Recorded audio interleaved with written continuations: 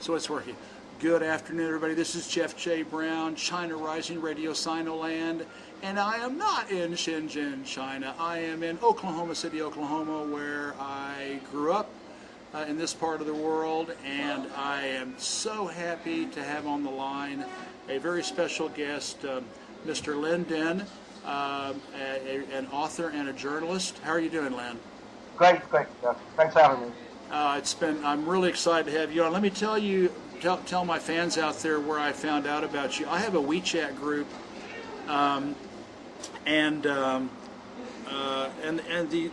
of the members. Usually it's about China, but some of the members kept posting your articles, and I started reading them, and I just got hooked. And I thought, wow, this guy is amazing. He really catches the zeitgeist of the underbelly of American society and the American economy, the unseen, the unheard, the unknown, and the ones that the mainstream hides and denies. And so then I got your book, and I've read the first 100 pages of Postcards from the End of America, and I'm telling you, listeners, it is a wonderful read. You should definitely pick up a copy. I'm very, very impressed with it, and can't wait to finish it. So again, thanks for being on. Just give us a short history about how you moved from Vietnam to the U.S. and who, what, where, when, why. Okay. All right, Jeff. I was born in 1963 in Saigon, and then lived there until 75. I came here at the end of the war. First went to Guam for a week in a refugee camp, and then in the United States I lived on the West Coast mostly, in the beginning, Washington State, Oregon, and California. And I moved to Virginia. My parents were divorced in Vietnam, so, I had a very turbulent family life as well.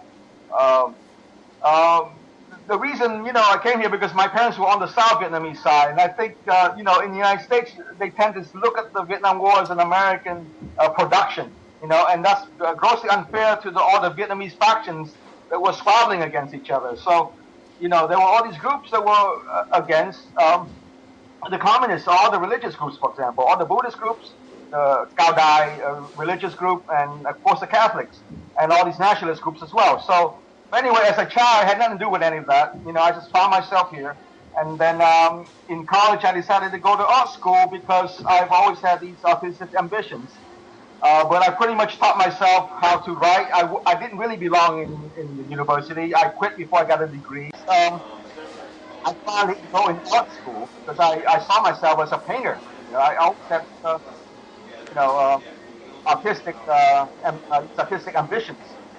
So writing came a little later, only because I was speaking and writing in a second language. So I didn't think of myself as a writer until a little later.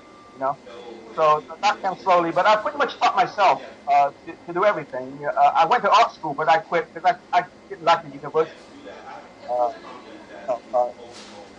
The whole setup. So I'm still very anti-academic. So I taught myself to write, basically.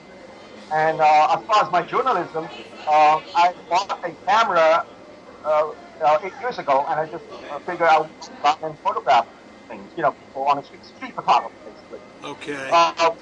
But the focus became the economic deterioration of the United States, which I saw very closely because these are my friends. These are people I know, and they're struggling. They're still struggling. And so when which came first? Because I know you're a prolific photographer and a writer, and in the book that I got, your Postcards from the End of America, there's 20 color photos at the beginning, which is really, really nice. Portraits of people from all walks of life. Which came first, the photography or the writing? I was already writing when I started my photography project. But the idea of writing these postcards, and postcards are a little misleading because each of these pieces, they tend to run 2,000, 3,000, 4,000, so they're not really postcards in any literal sense. So the idea of writing off. Okay, and so What was your, what was your, so you said it was your friends that was your inspiration, but I mean, a lot of people like you would have written about your friends or their friends and maybe, posted a blog or two or a blog or 10 and kind of gave up, but you ended up going all over the United States. How many cities have you written about? I can't tell you. I mean, I've visited just about on most states. The thing is, I think there's close to 100, isn't there? I don't know. I stopped counting.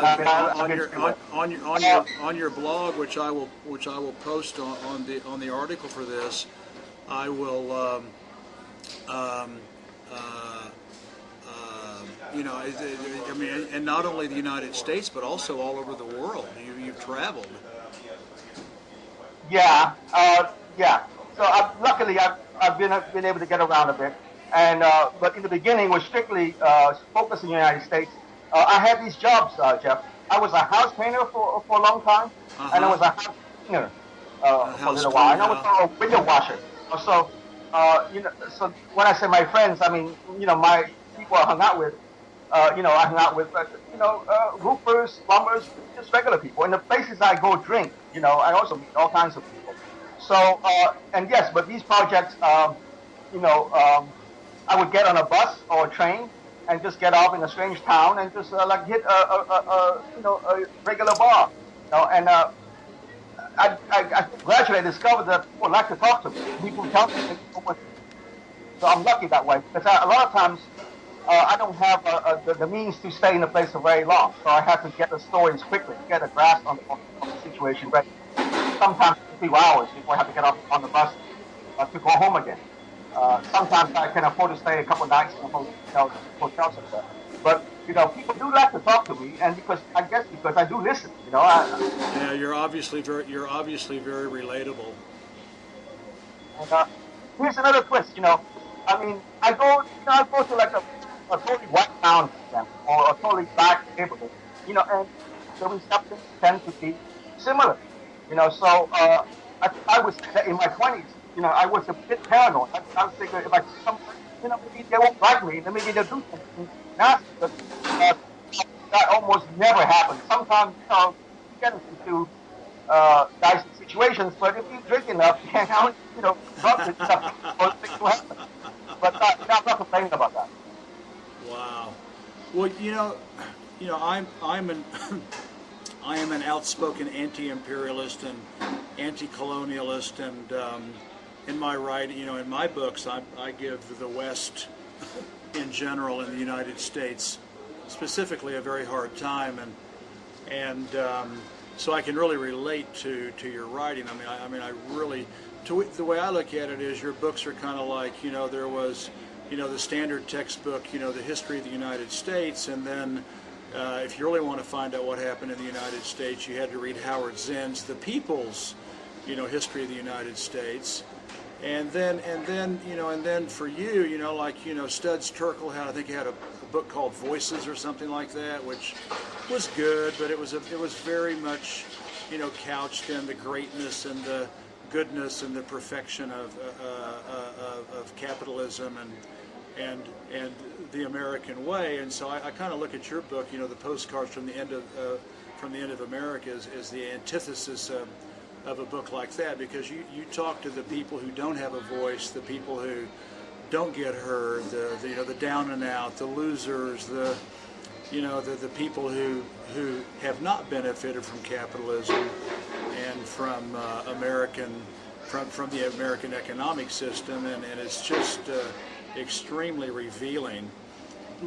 Thinking about that, what are your feelings about the Trump era? Oh, I was sure he's going to win when everybody else people were saying that he was an outsider, that he's an anti-establishment outsider, and that they were going to do everything in their power to sabotage him. I basically call bullshit right from the beginning, because I saw him as a very useful ploy for the very angry working class, and basically the white working class. There are a lot of very angry white people right now, and Trump was a perfect candidate to give them false hope. So I never saw him as anyone who would challenge the system at all. Okay, so, and I don't think he's the core of the problem. I think that the problem is much deeper than that. And I said the same thing about Obama. Obama was used as a decoy for different demographics. So Trump is there to distract us from the systemic the systemic problem and the criminality. It's much deeper than Trump for sure. But it's giving half the country a bit of false hope, and it's enraging the other half. But they're only focusing on this one man, and I don't think Trump is that any kind of a decider. And already he's backtracking all kinds of stuff. Yeah, well, I think a lot of it has to do with the fact that I don't think the U.S. president has much power. I think that there is such an entrenched deep state. The CIA, the Joint Chiefs of Staff, the oil companies, the bankers, the Wall Street, the elites. I think that, and the last president who really tried to do something about it was John F. Kennedy, and they killed him. Sure. And I don't know. At least it seems like he's trying to stand up a little bit to the CIA, and he's trying, but and I think they were surprised that he won. Obviously, I think they wanted Hillary to win because we'd be at war with China already. We'd be sending the warships over, and so he was a shock to the system, but. He's already, he already announced. He's more or less told the Department of War that you take care of Iran and Iraq and Syria. He's more or less given up on trying to be the military leader for that, and so I think he's just trying to concentrate on China and Russia right now and do what he can there. But it's as someone who has lived overseas for many years, you kind of have to get outside of the United States sometimes to see it, but you can really see how utterly dysfunctional the American, the democratic system is. It's just completely dysfunctional. And coming back and seeing it on the inside here while I'm on vacation is just confirms that even more. So, well, you obviously feel like that the American empire is on its way out. How do you project out, say, 10 to 15 years and 25 to 50 years? What do you think is going to happen in the near 21st century and later into the 21st century after we're dead? Well, like you, I fear that they're going to blow everything up, because they're not going to let go of their power so readily, so easily. So, I fear that we're going to see. Kind of world war coming up, but I hope it doesn't happen. I mean, who wants that, right? But I think the best case scenario is that the country can be somehow incapacitated. That it can just sort of collapse and maybe even break up. But I'm not sure that will happen. So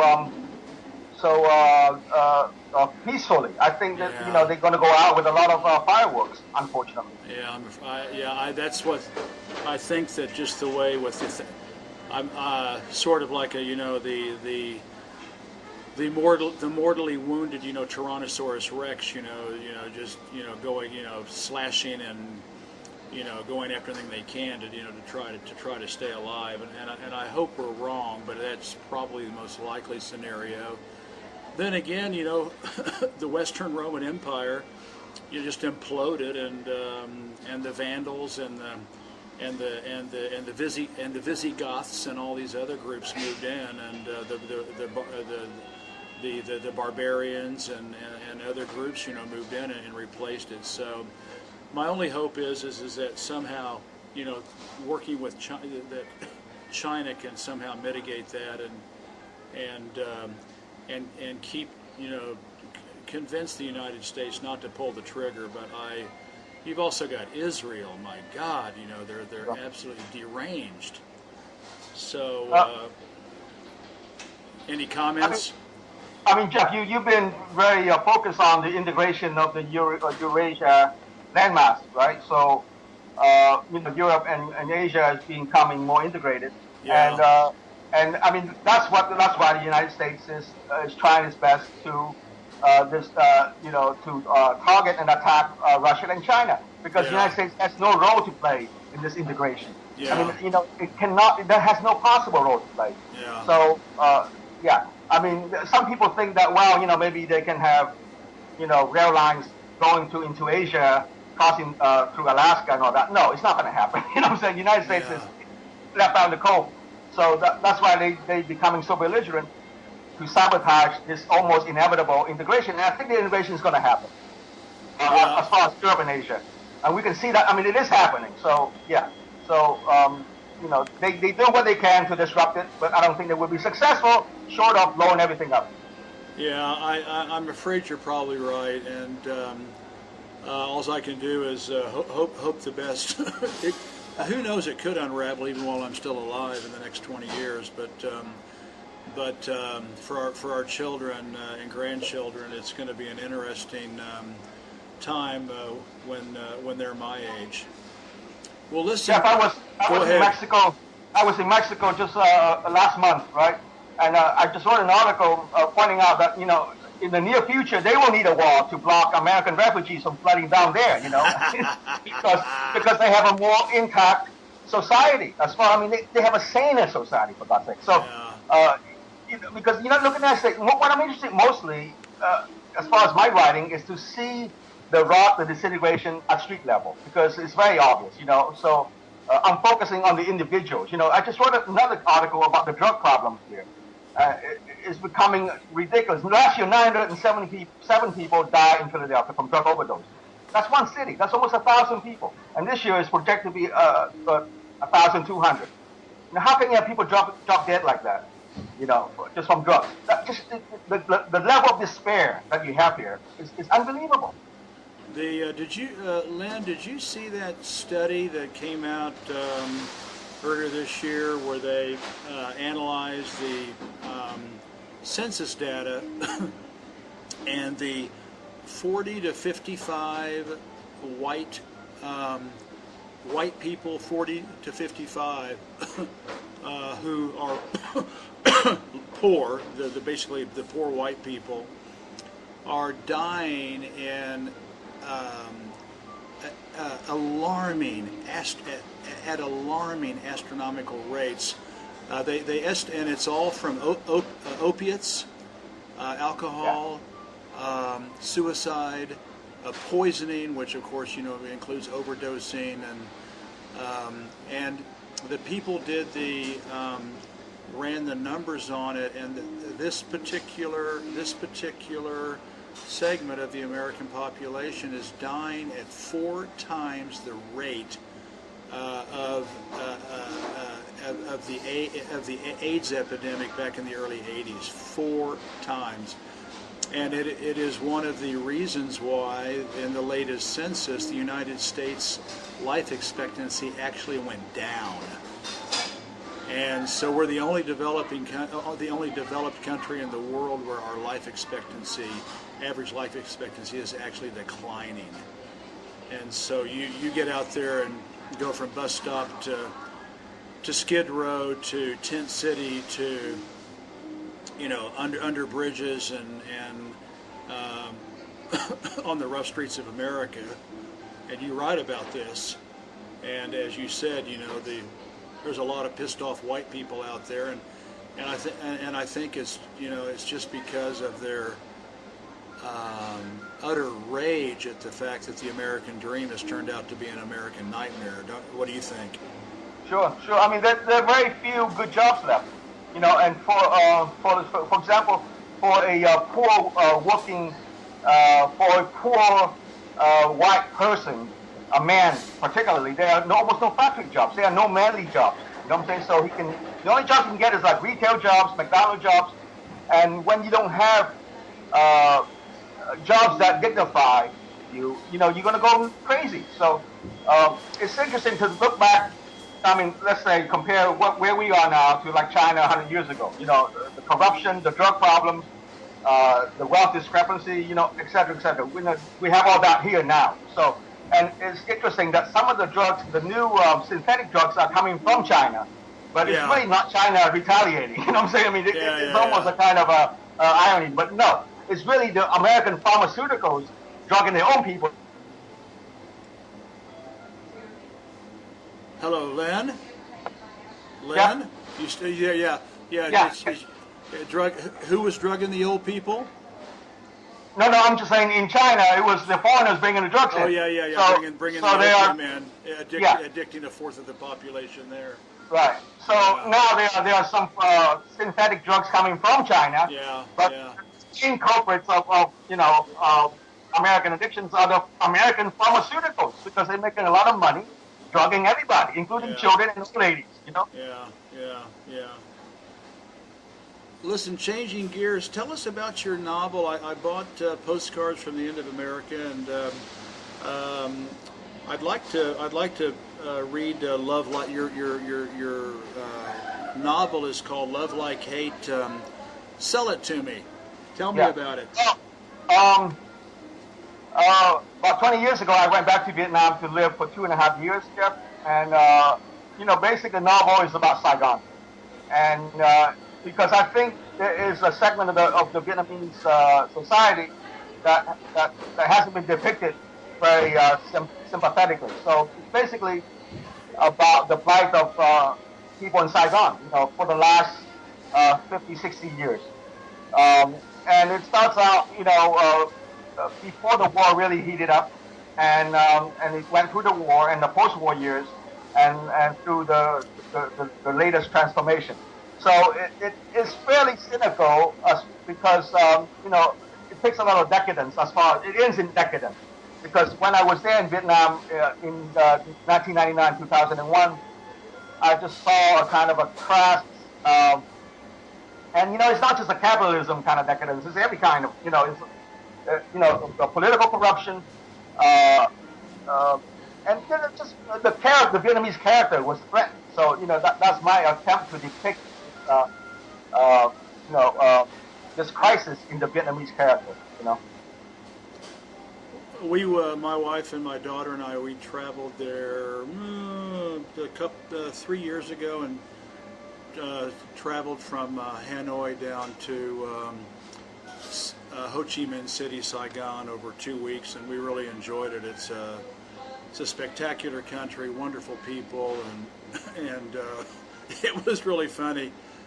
We would check into a hotel, and I have a French passport and an American passport, and I use my French passport for all my travel outside of the United States. And so I was joking with some of the Vietnamese. I said, I live in China. I have an American passport and a French passport. You must hate my guts.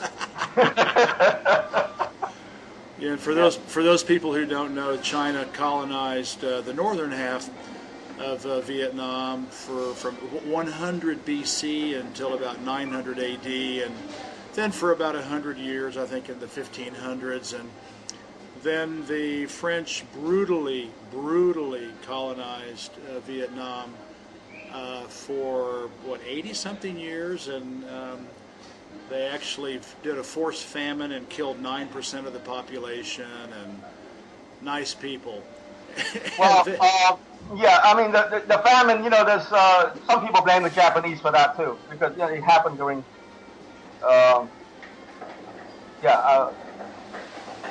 So it could. Famine. But anyway, yeah, it's but you see, here's the funny thing. The Japanese were there, the French were there, of course the Americans were there, but the Vietnamese, they most fearful of China, because China is right there. So there is a kind of an existential fear of being swallowed up by China. Yeah. So animosity against the French or Americans or the Japanese, it's minimal. Against any of those, but against China, it's like a constant. It's part of the Vietnamese character to be very doubtful of China intentionally.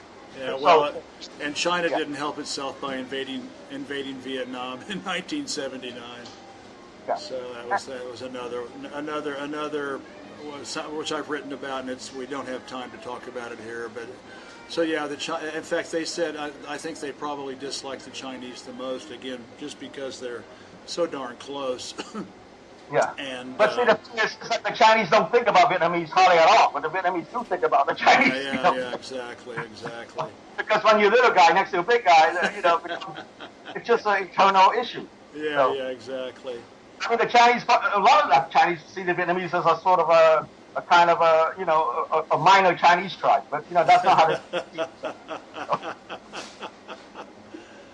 Well, listen, you are really an enigma, Lynn, because reading, Postcards from the End of America, I mean, it's a very anti-imperial, anti-colonial, anti-capitalist, anti-elite,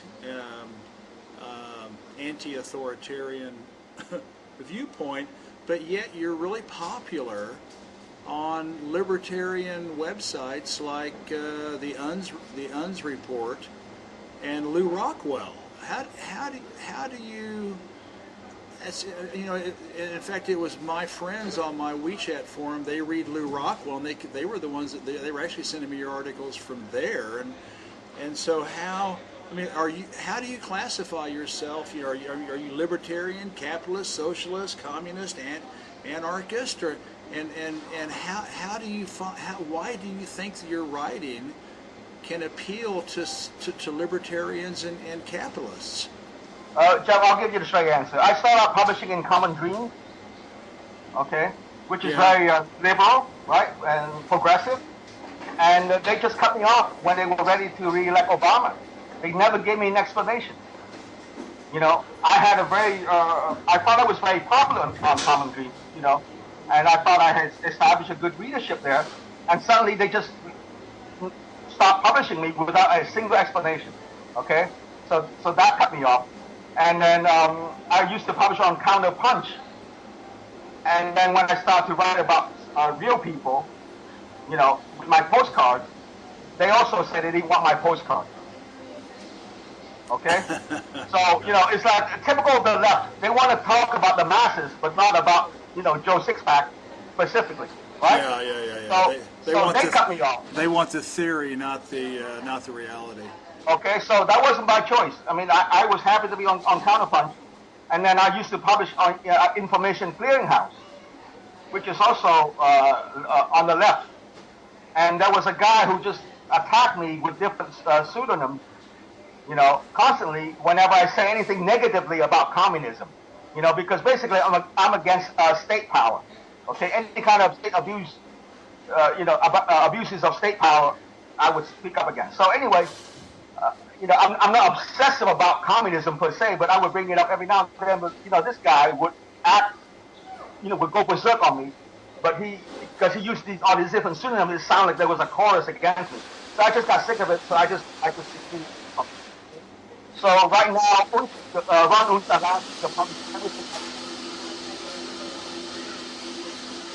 Len, we lost you. Oh, yeah. Can you hear me now? Yeah, go back about 20 seconds. Okay. So now my main venue is Ron Unz, because Ron Unz allows me to publish whatever. I have complete freedom. Because on the leftist side, sometimes they get upset over all kinds of stuff, over 9/11, for example. You can't talk about 9/11. Question 9/11. Why not? Right? Or you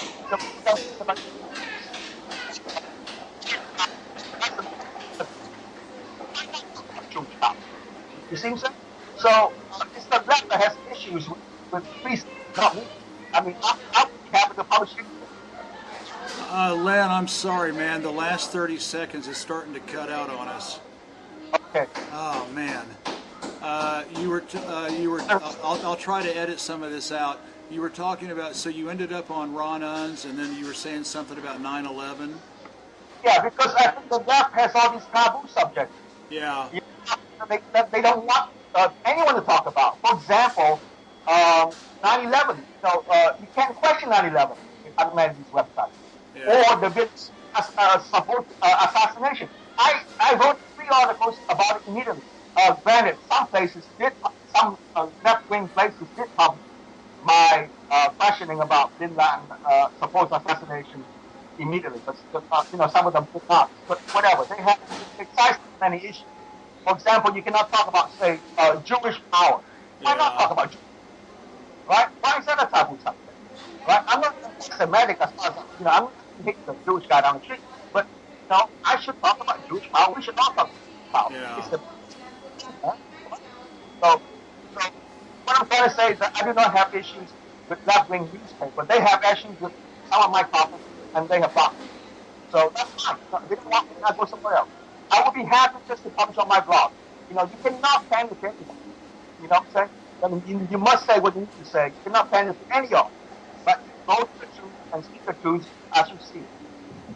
Well, you and I are, again, I think you know as well as I do. I write about false flags. I mean, you cannot understand Western power, and you cannot understand current events if you do not understand false flags. And I mean, because they are the tail that wags the global dog.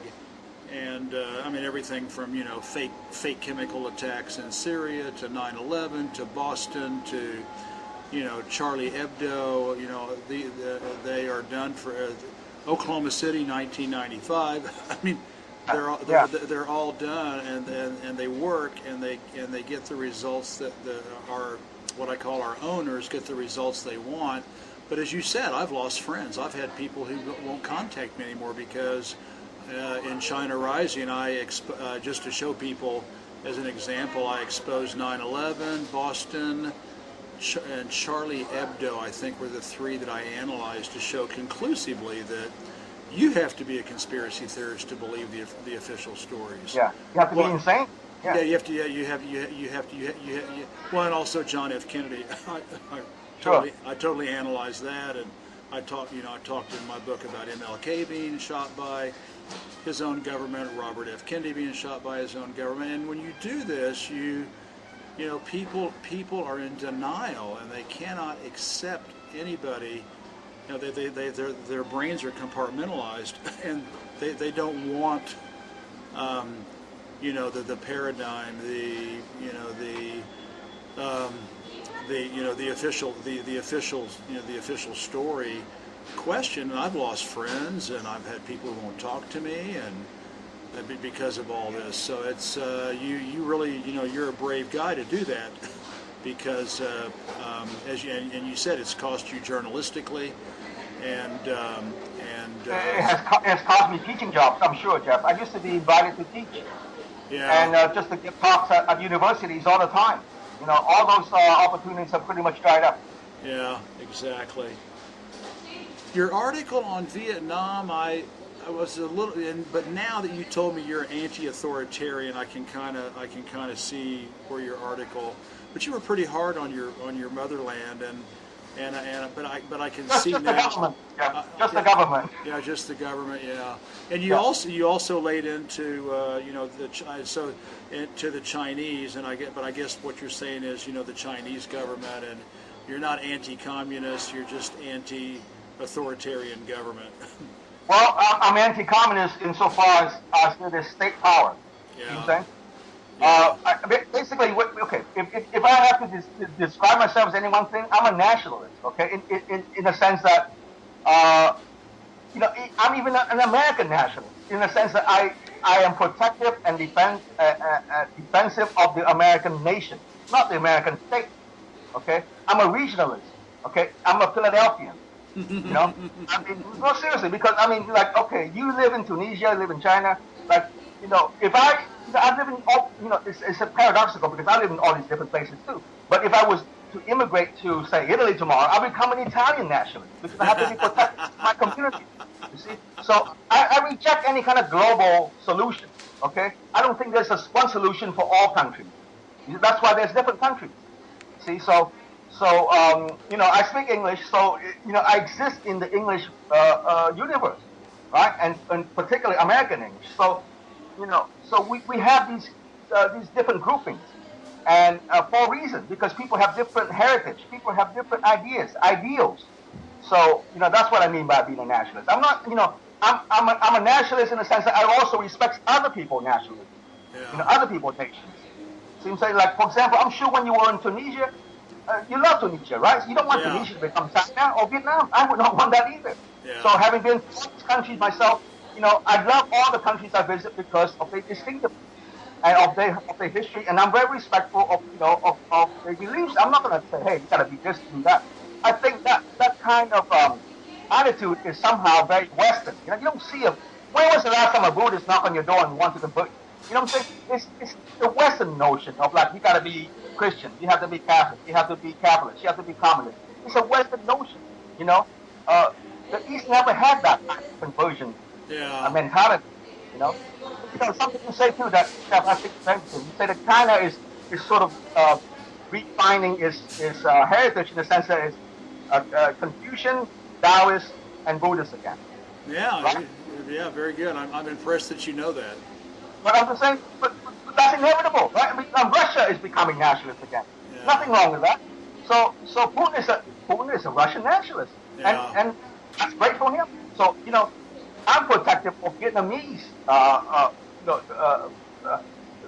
the dignity and the integrity of the Vietnamese nation, for example. Okay. Right? So I don't want anything to violate that. I don't want any kind of internationalist system to violate.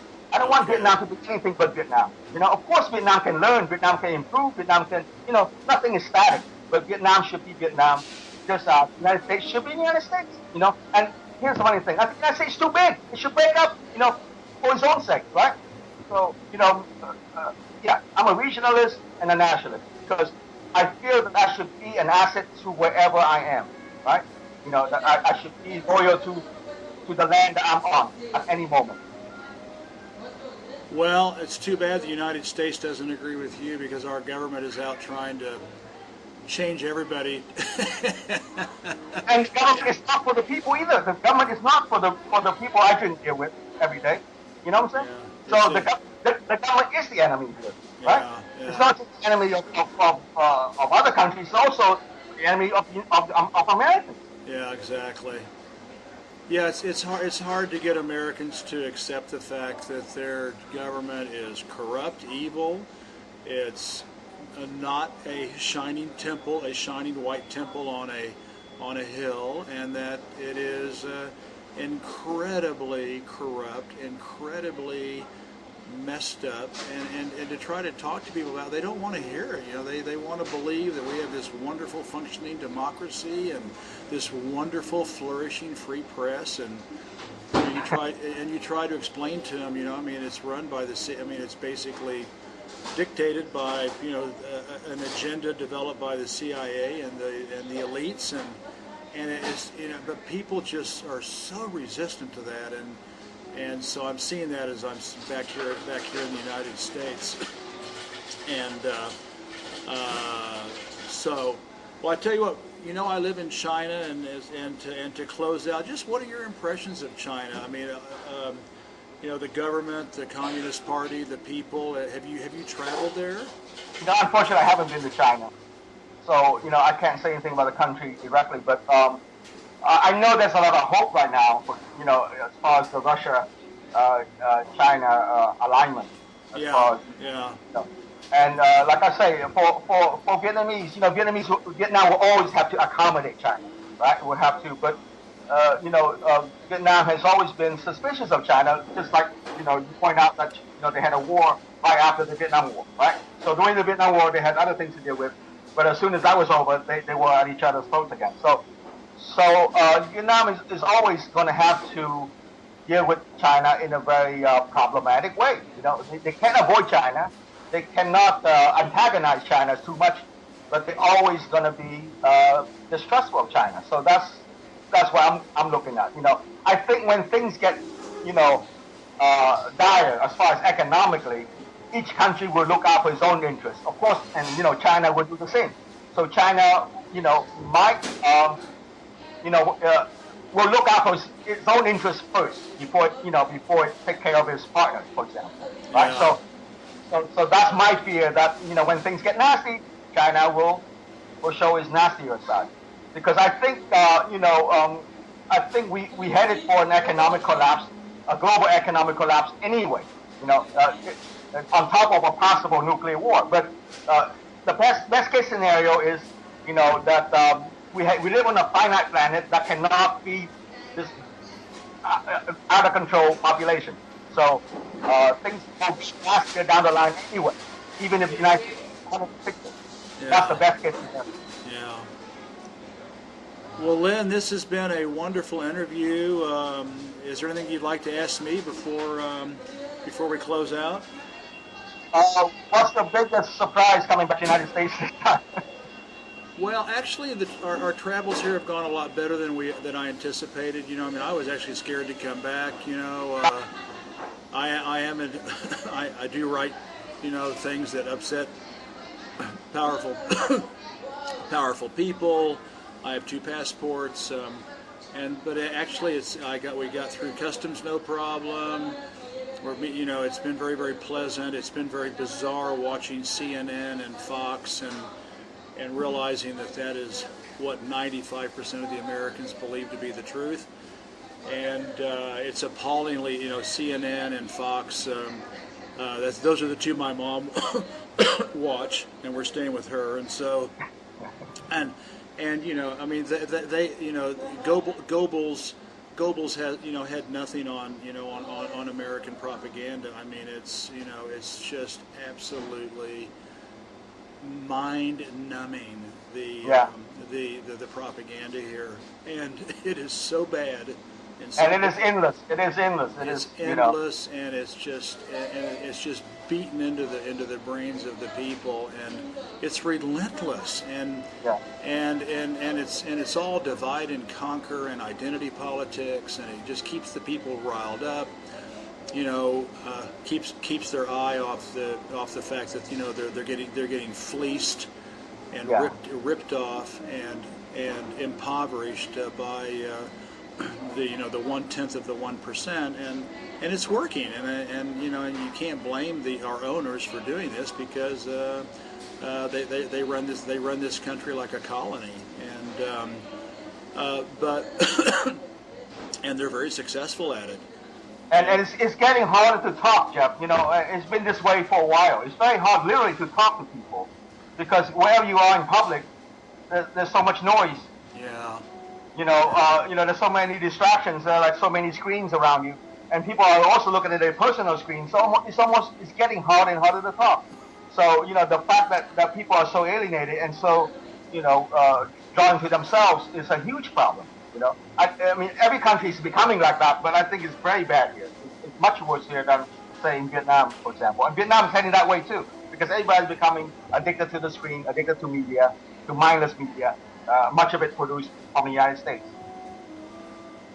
Well, at least the Chinese government is honest. I mean, they tell the public, yeah, we control the news, we control the message, because there are a lot of people outside of China who would like to overthrow our way of life, and we've got to protect that. And at least they're honest about it, and admit the fact that they, you know, manage their propaganda. What's so frustrating here, and the people accept that. I mean, they understand that, you know, there's a lot of bad guys out there who would love to, bring down the Communist Party and Chinese socialism and the incredible successes that they've had, and so 90% of the people I talk to understand that and accept that. What's so frustrating here is everybody thinks they have this, that it's a free press, you know, that it's a free country, and it's not, and so, you know, at least I think the Chinese are more aware and more realistic and better informed about their status, you know, as a citizen of China than Americans are about being citizens of their country. So. But Jeff, don't you think much of China's success right now is simply the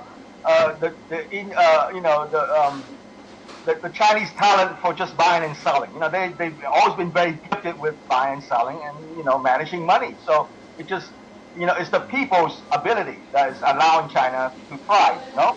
Well, you know, in my most recent book, Lynn, it's called "China is Communist, Damn It."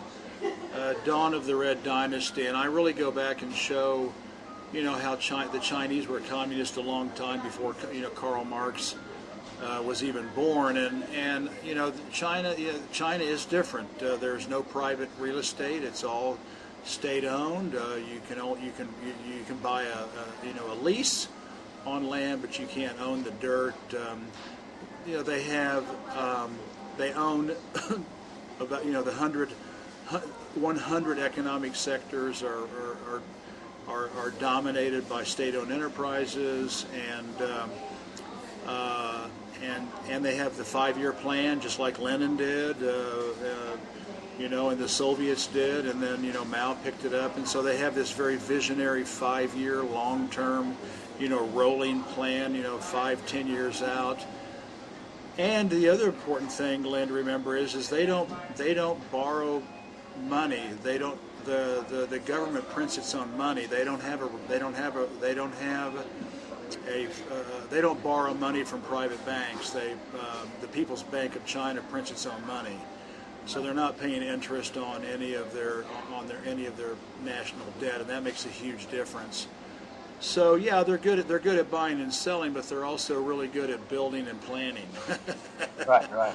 And so, in fact, they're amazing. And like in my book, China's Communist Now, I mean, I go back, you know, 5,000 years. I mean, the biggest canal ever built in the history of the world was, you know, finished by, you know, the year 500 A.D. I mean, they are, you know, phenomenal engineers, phenomenal builders, phenomenal planners.